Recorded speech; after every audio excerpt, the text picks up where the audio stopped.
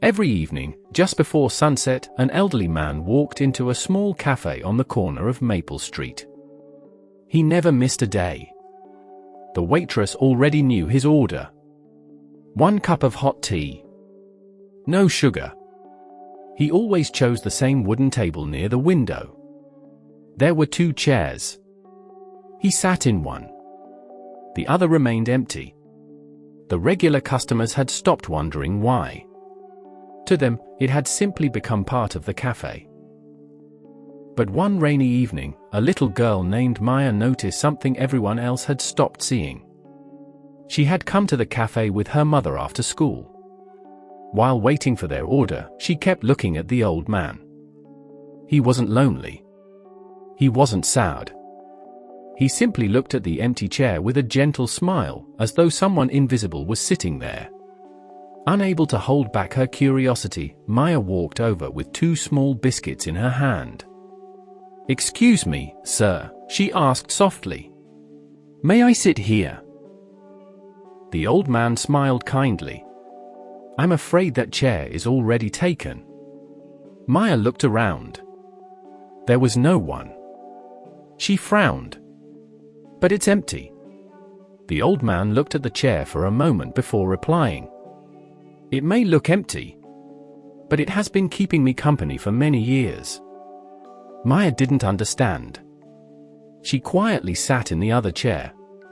After a few moments of silence, she asked, "Whose chair is it?" The old man looked out through the rain-covered window. "When I was about your age," he began, "I believed life had been unfair to me. My father passed away when I was young. We struggled to buy food. I left school early to earn money. No matter how hard I worked, nothing seemed to change. I blamed everyone. My circumstances. My luck. Even myself." He paused before taking a sip of tea. "One evening, many years ago, I sat at this very table. I had decided that life would never get better.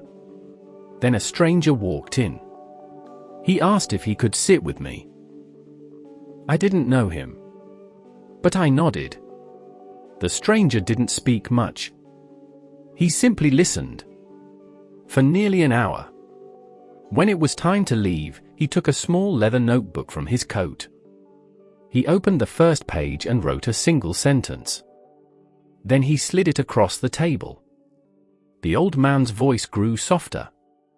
It said, "Your future begins the moment you stop blaming your past."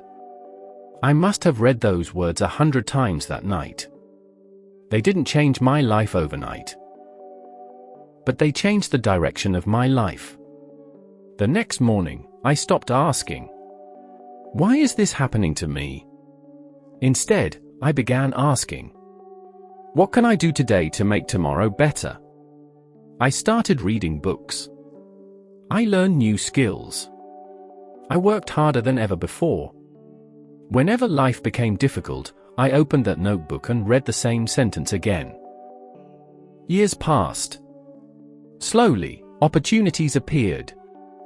Not because life became easier, but because I had become stronger. I built a small business. I met wonderful people. I raised a family. And I discovered something I wish I had learned much earlier. No one can change yesterday, but everyone can change tomorrow. Maya listened without saying a word. The rain had stopped. Golden sunlight slowly filled the cafe. She looked at the empty chair once again. "Did you ever see that stranger again?" she asked. The old man smiled. "No. I never even learned his name." "Then why do you leave this chair empty?" He looked at the notebook resting beside his cup. "Because every evening, I remember the person who believed in me before I believed in myself. For 1 hour, he gave me something more valuable than money. He gave me hope." Years later, Maya became a teacher.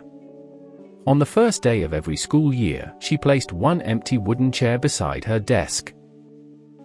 Her students always asked the same question. "Why is that chair empty?"